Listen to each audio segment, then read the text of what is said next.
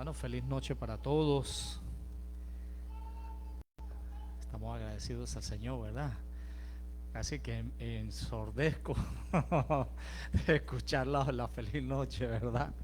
Yo sé que el frío los tiene así, yo entiendo, hermano, están así como tullidos del frío, ¿verdad? Ha empezado el frío, hermanos, y pues no está fácil.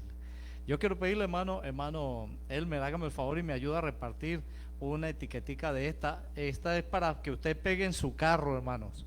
Esa etiqueta es para que usted la ponga en su carro allí en un lugar visible, así bien bonito, identifique su carro con los grupos pequeños. Algunos la usaron para ponérsela en el pecho allí y se veía muy bonita ahí, pero después se va a la basura y listo, ¿verdad?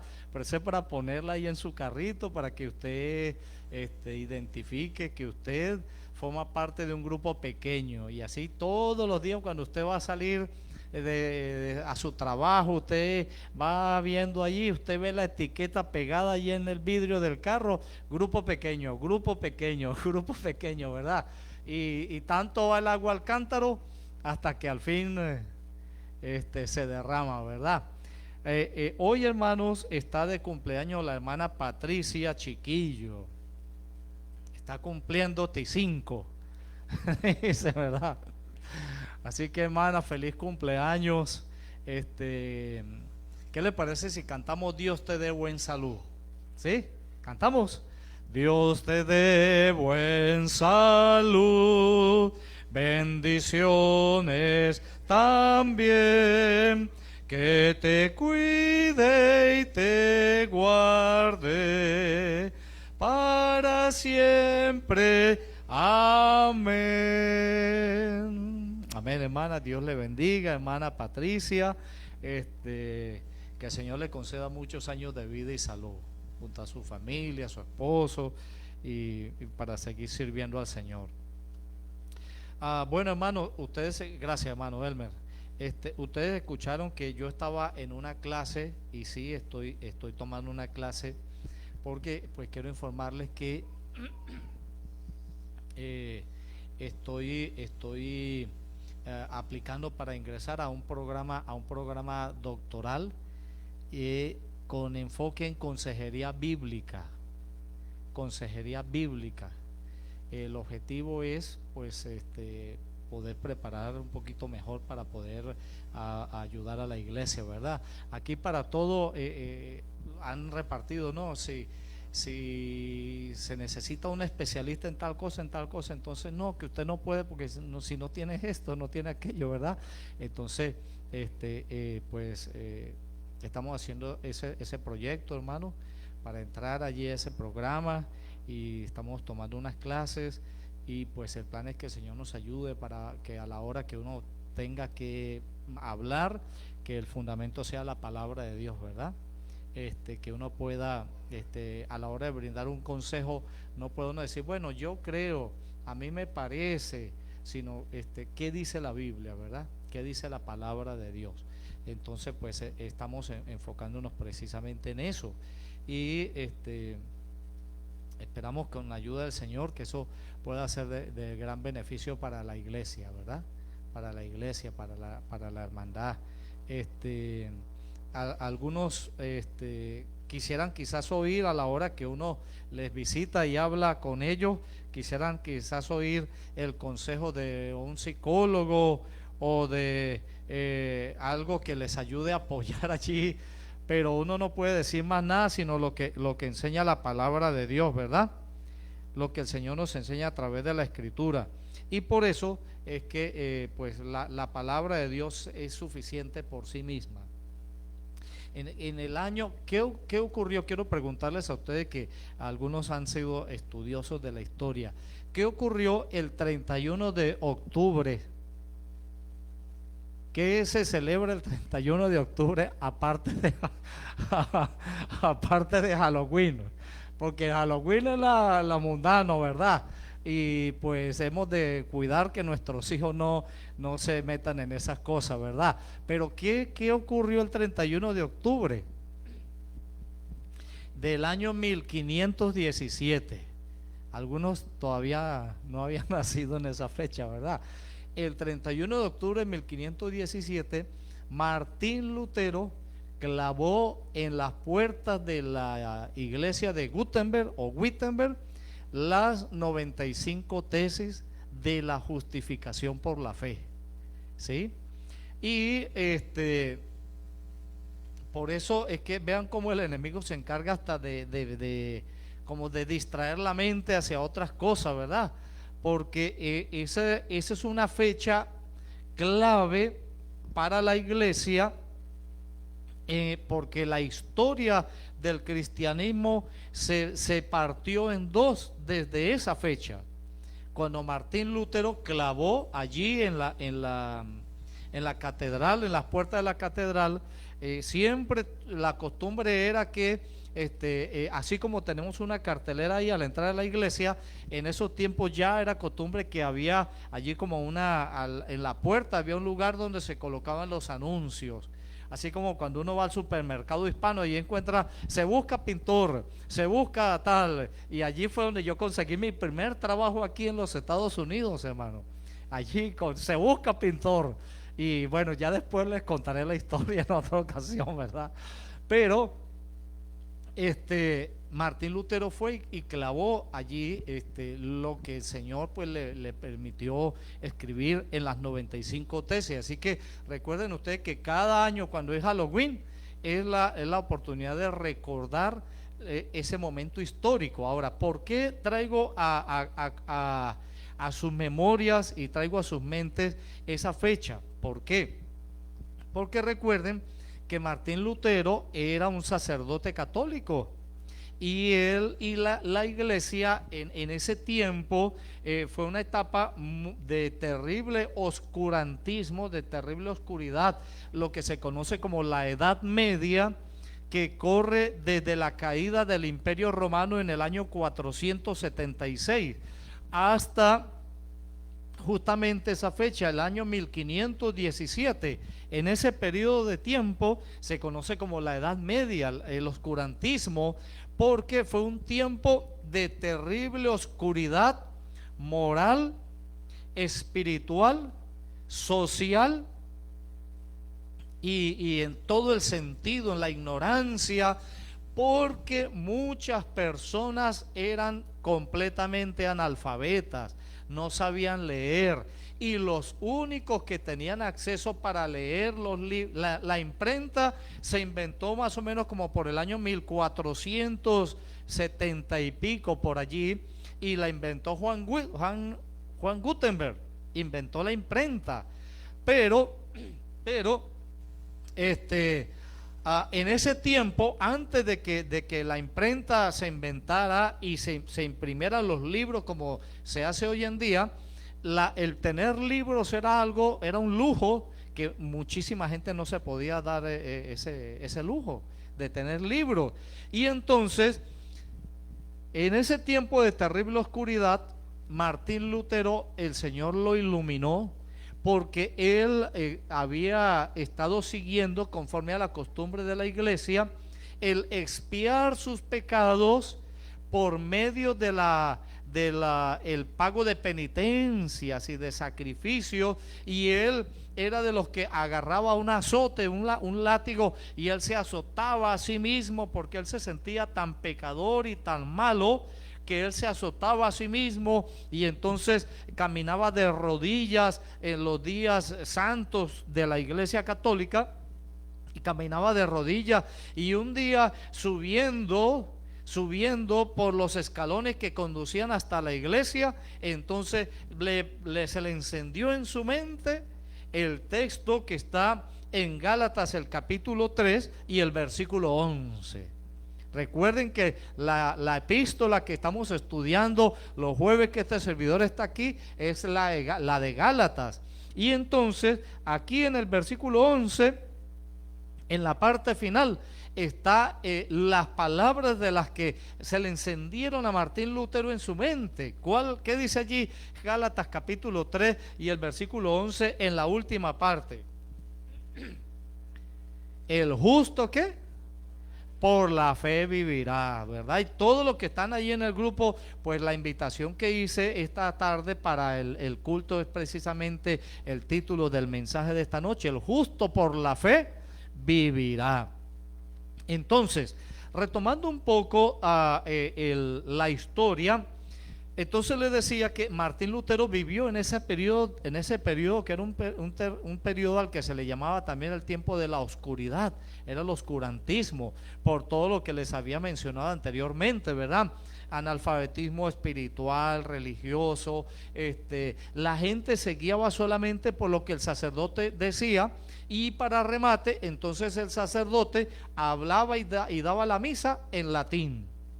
Y entonces la gente no entendía porque ese no era su idioma. Así que el asunto de la salvación se había llegado a convertir en una cuestión pues tremenda para muchas personas, y el Papa y todos los prelados de la iglesia estaban en ese tiempo en aras de construir la basílica o la basílica de San Pedro, ¿sí? La iglesia de San Pedro allí en Roma. Y entonces se les ocurrió una maravillosa idea, y la maravillosa idea fue que la manera de recaudar fondos para construir esa iglesia era a través de la venta de indulgencias. Y entonces, ¿qué hacían? Iban por los pueblos, por las ciudades del Imperio Romano, y entonces se encontraban con Eber y le decían: mira, Eber, tú eres pecador y te vas a ir al infierno si no te arrepientes, pero tenemos la solución para ti. Y la solución es que nosotros te vendemos esta indulgencia y te cuesta tanto.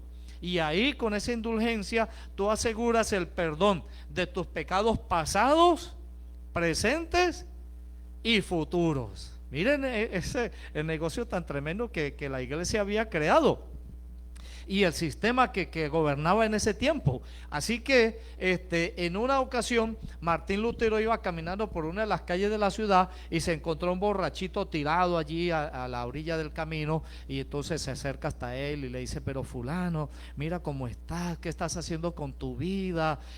Tienes que cambiar, tienes que arrepentirte y buscar la manera de arreglar tu vida con Dios, y si no, pues te vas a ir al infierno también. Y entonces el borrachito, como pudo, metió su mano entre sus ropas y sacó y le mostró allí la indulgencia papal. Y eso encendió, porque Martín Lutero no era un mansito, ¿verdad?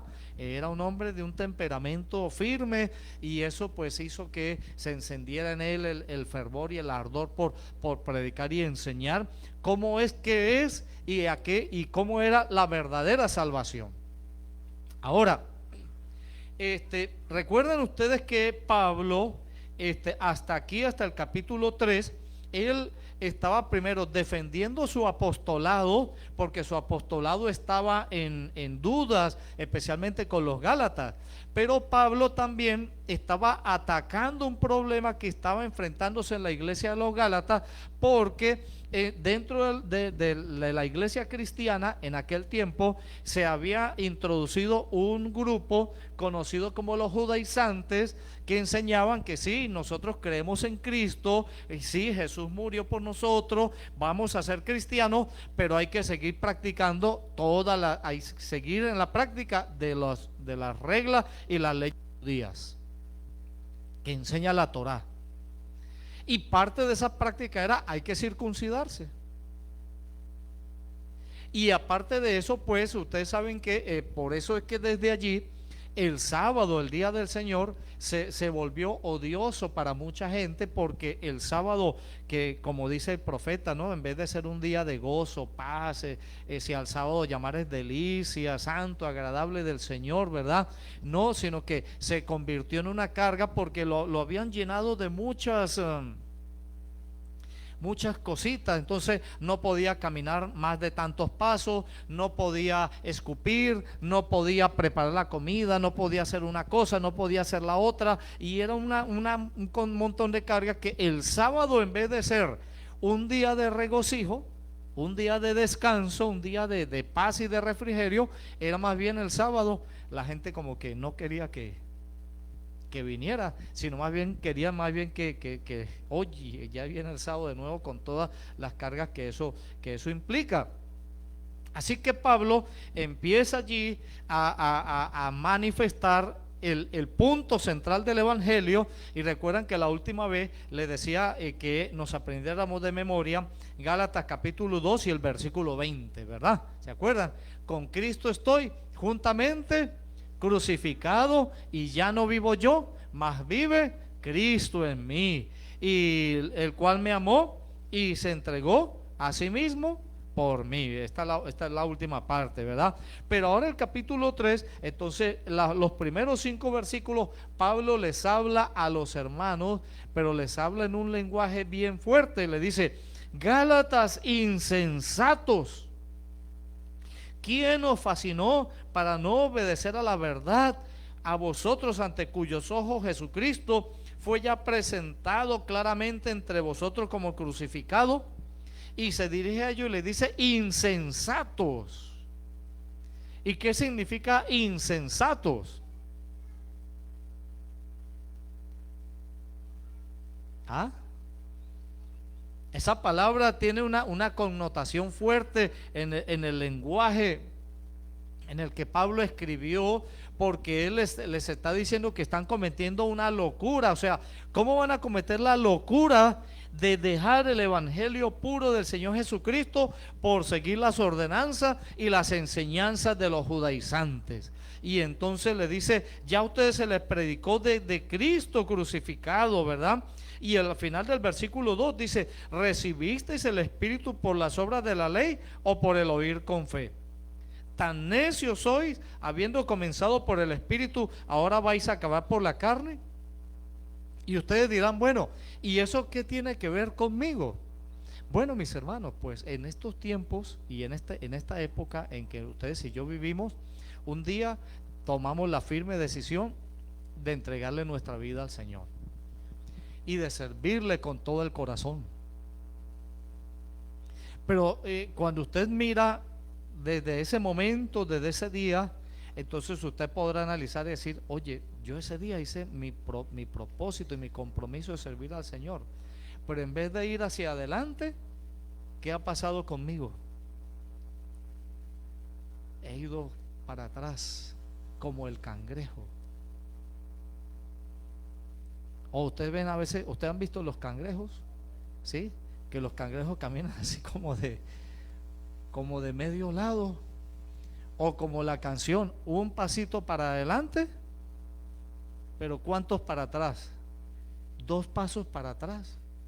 Y eso nos pasa, hermano, y a veces nos sucede como le pasaba aquí a los Gálatas, ¿verdad? Dice: ustedes son necios, y recibiste el Espíritu por las obras de la ley, habiendo comenzado por el Espíritu, ahora vais a acabar en la carne. O sea, si un día ustedes decidieron ser fieles cristianos, si un día ustedes decidieron entregarle su vida al Señor, si un día ustedes decidieron servir al Señor con todo su corazón, entonces, ¿por qué están volviendo hacia atrás? ¿Por qué están echándose hacia atrás en su propósito de servir al Señor? ¿Qué es lo que le pasa a ustedes? Si lo dijéramos en nuestros términos modernos, ¿verdad? Actual. Pero bueno, ¿qué es lo que pasa contigo? ¿Qué es lo que sucede?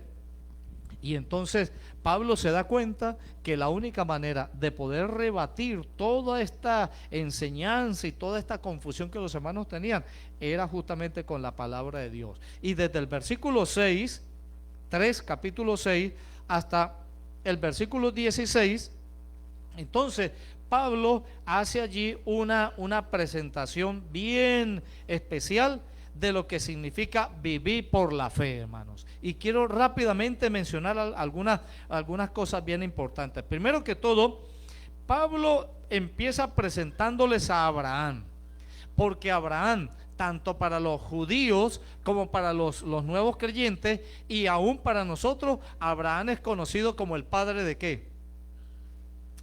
¿El padre de qué? El padre de la fe. Ahora, ¿por qué a Abraham se le conoce como el padre de la fe?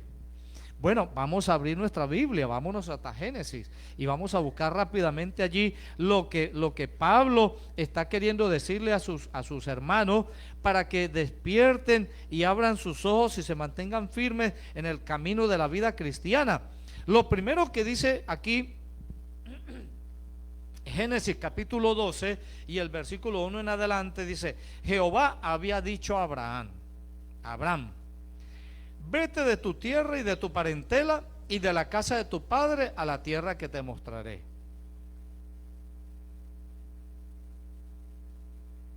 Imagínense ustedes. Recuerden que a Abraham le conocemos como el padre de ¿qué? El padre de la fe. Y entonces viene Dios y le dice: mira, vete de tu tierra, deja tu casa, deja la comodidad de tu hogar, deja todo lo que tú tienes y vete a una tierra que yo te mostraré. Y saben algo, hermanos, desde que usted comienza aquí el capítulo 12 hasta que termina la experiencia de Abraham más adelante, en el capítulo 26, 27, ya cuando Abraham muere, usted no va a encontrar a Abraham quejándose de Dios en ningún momento, hermano.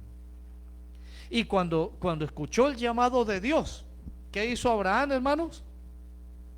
El relato bíblico dice allí que Abraham, ¿qué hizo?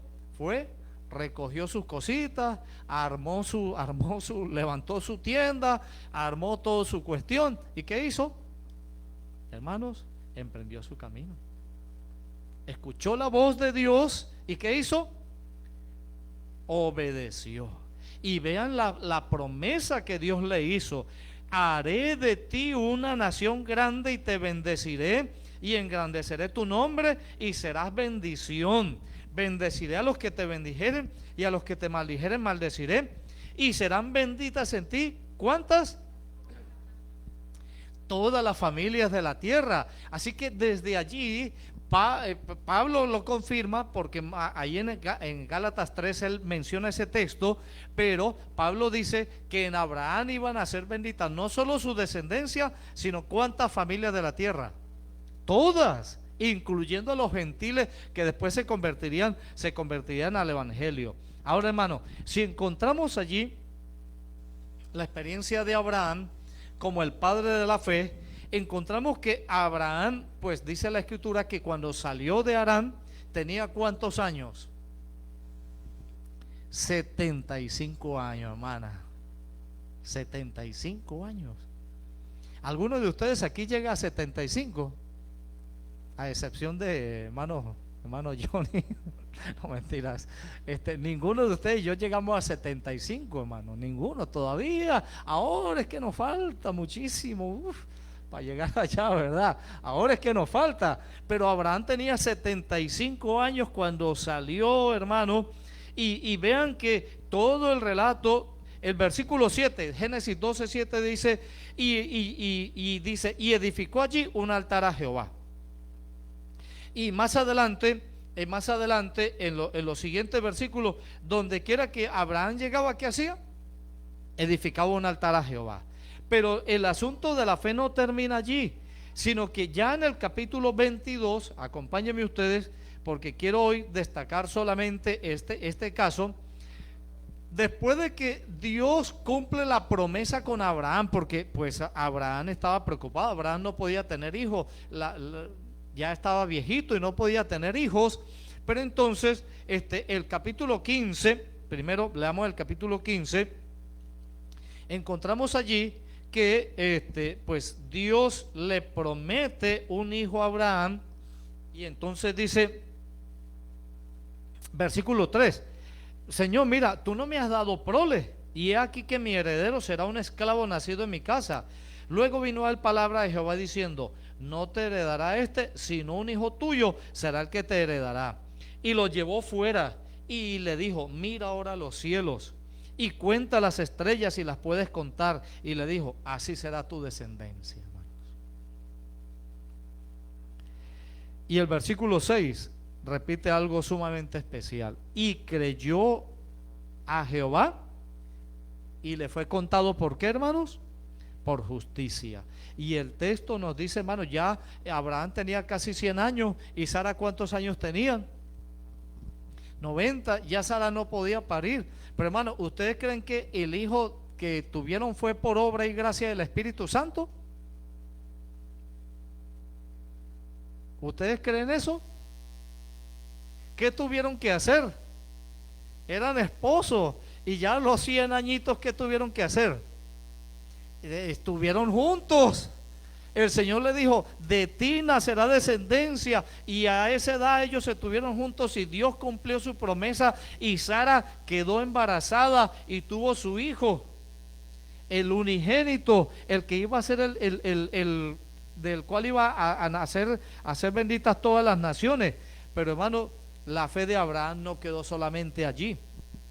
El capítulo 22 dice el versículo 1: aconteció después de estas cosas que probó Dios a Abraham y le dijo: Abraham. Y él respondió: heme aquí. Y dijo: toma ahora a tu hijo, a tu único Isaac, a quien amas, y vete a la tierra de Moriah y ofrécelo allí en holocausto sobre uno de los montes que yo te diré. ¿Qué tal que Cristi y Eve recibieran ese mensaje de parte de Dios? O el hermano Elmer, o Chiquillo, o usted, hermana Eve: vete a la tierra de Moriah o allá y ofréceme allá a Johannes, ofréceme allá a Estuardo. Y hermanos, una cosa es que uno lee, pero usted ve allí que hizo Abraham, hermano. Oyó la voz de Dios. ¿Y qué hizo Abraham? Calladita la boca. Él no se quejó, él no se puso a reclamar: Señor, pero ¿por qué a mí? ¿Pero por qué esto? Pero Señor, no. Dice ahí que calladita la boca él agarró, tomó a su hijo, a su único, y dice de manera muy especial el versículo 2: a quien amas. Y se fue y obedeció lo que Dios mandó, a tal punto que, vean algo, hermanos, que es fundamental. Por eso Pablo lo resalta en Gálatas. Dice: el justo por la fe vivirá.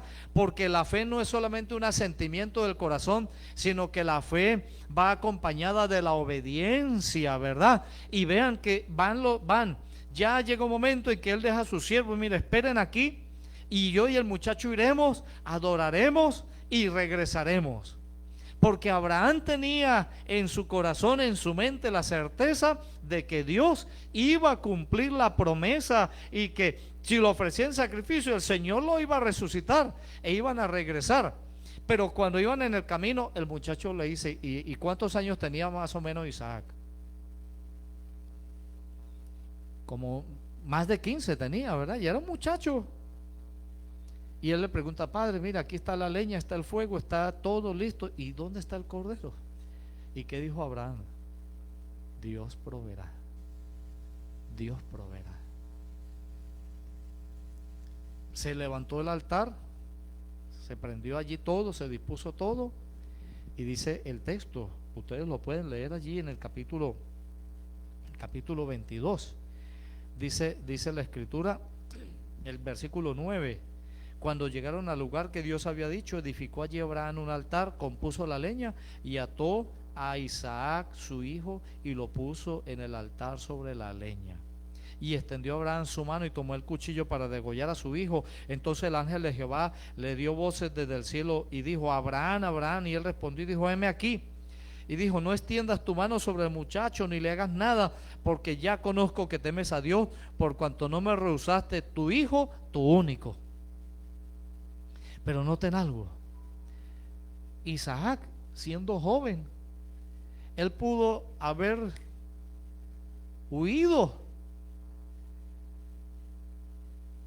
Pero ¿por qué Isaac no huyó? ¿Por qué Isaac permitió que su padre lo atara y lo pusiera allí en el altar? Y Abraham estaba listo con el cuchillo para degollarlo. ¿Por qué? Hermanos, porque la fe. Isaac había visto en su padre un hombre de una fe genuina, una fe verdadera, y él sabía que Dios cumpliría su promesa, y Dios obraría. Y por eso en ese momento en que iba allí a sacrificar a su hijo, el ángel se aparece y le dice: he visto que tú no me has negado a tu hijo, a tu único. Y atrás estaba allí enredado en una zarza un carnero por los cuernos. Y entonces allí el Señor Abraham llamó a ese lugar: Jehová proveerá. En el monte de Jehová será provisto, versículo 14. Así que, mis hermanos, el asunto de la fe en la vida cristiana, y cuando dice allí el apóstol Pablo en Gálatas 3 y el versículo 10 y 11, dice: el justo por la fe vivirá. No se trata simplemente de un asentimiento emocional, de un asunto de la emoción nada más, sino que se trata de que la fe va acompañada de la obediencia, va acompañada de oír la palabra de Dios y va acompañada de obedecer y atender a lo que el Señor nos manda a que hagamos, porque confiar y creer lo suficiente en Dios como para hacer lo que nos dice, aunque muchas veces eso pareciera ilógico, porque Abraham fue a sacrificar a su hijo y eso es un asunto ilógico. Pero ¿qué hizo Abraham? Él confió y él creyó.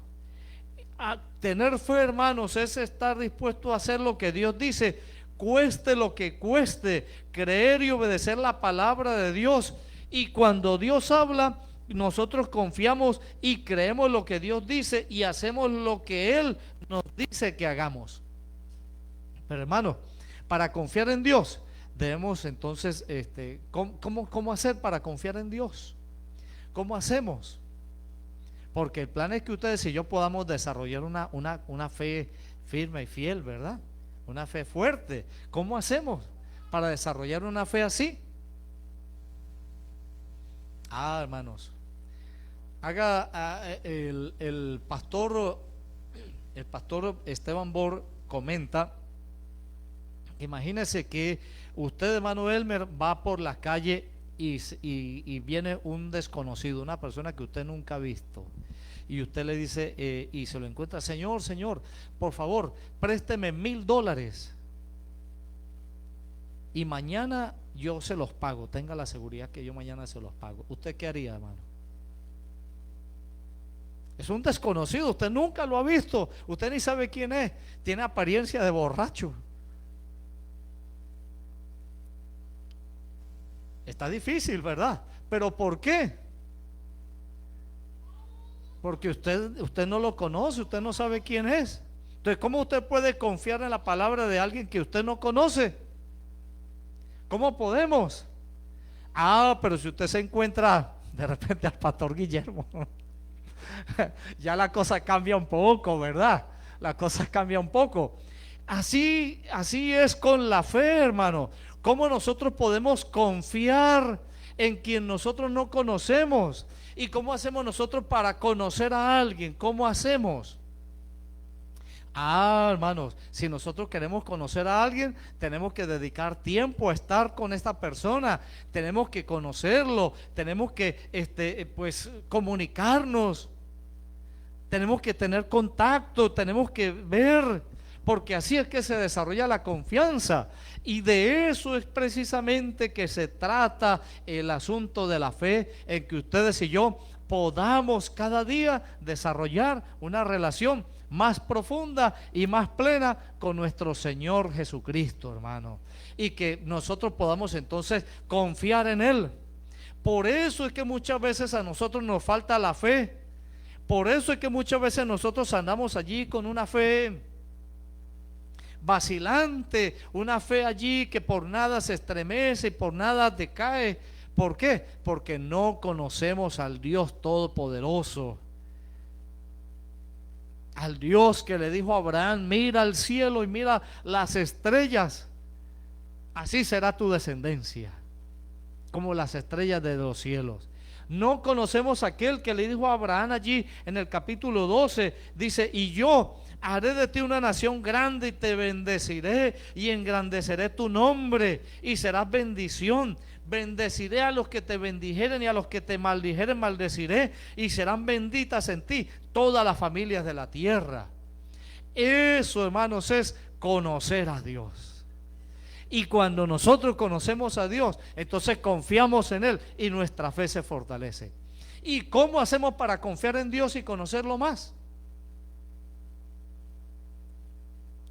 ¿Cómo hacemos? Hermanos, conviviendo con Él, dedicando tiempo para estar con Él. ¿Se dan cuenta por qué es tan importante entonces que ustedes y yo podamos dedicar tiempo para estar en comunión con el Señor? Para estar en el estudio de su palabra, para que ustedes y yo no salgamos en la mañana sin haber tenido esa comunión con el Señor, y que usted durante el día esté en comunión con su Dios, allí en oración, y que usted puso allí su teléfono y su YouTube y se llevó sus audífonos o lo que usted puso, porque algunos se los llevan para el trabajo. Yo hacía eso, sí, y usted puso allí, pero usted en vez de poner allí los norteños, usted ponga allí un buen sermón, usted ponga allí la Biblia en audio. Pero hermanos, los Gálatas estaban siendo terriblemente sacudidos justamente porque todavía no conocían al Señor. La gente del tiempo medieval estaban en oscuridad por su ignorancia espiritual, su analfabetismo espiritual, y así estamos viviendo en esta sociedad de la tecnología, de los avances. Vivimos en la completa ignorancia espiritual, y especialmente cuando la humanidad quiere poner a Dios de lado, hermanos. Y eso se está metiendo a nuestra iglesia. Y nosotros no podemos permitirlo. Nosotros tenemos que vivir en una relación plena, permanente con nuestro Señor. Y estar aquí en el estudio de la palabra de Dios, y que usted pueda familiarizarse con la Escritura, conocerla, saber dónde queda el Génesis, saber dónde queda Apocalipsis, saber dónde queda Sofonías, dónde queda Ageo, conocerse los 10 mandamientos de memoria, las bienaventuranzas, el Salmo 23, el Salmo 91, pare de contar, ¿verdad? ¿Capiche? Dicen, ¿verdad?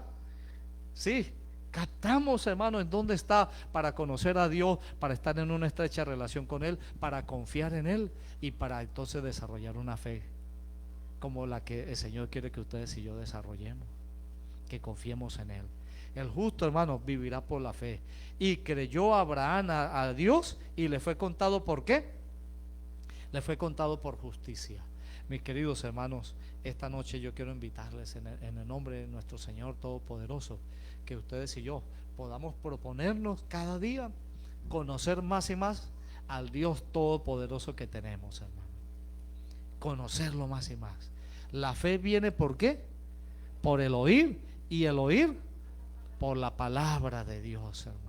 Y que tu fe, mi hermano y hermana, sea una fe robusta, firme, que cuando vengan las pruebas, cuando vengan las dificultades, sí, como dijo Pablo, podemos estar sacudidos, estremecidos contra el suelo, pero no derrotados, porque el Señor está con nosotros. El Señor está contigo. El Señor es nuestro amparo y nuestra fortaleza, nuestro pronto auxilio en las tribulaciones. Por cuanto dice la palabra, no temeré, no temeré.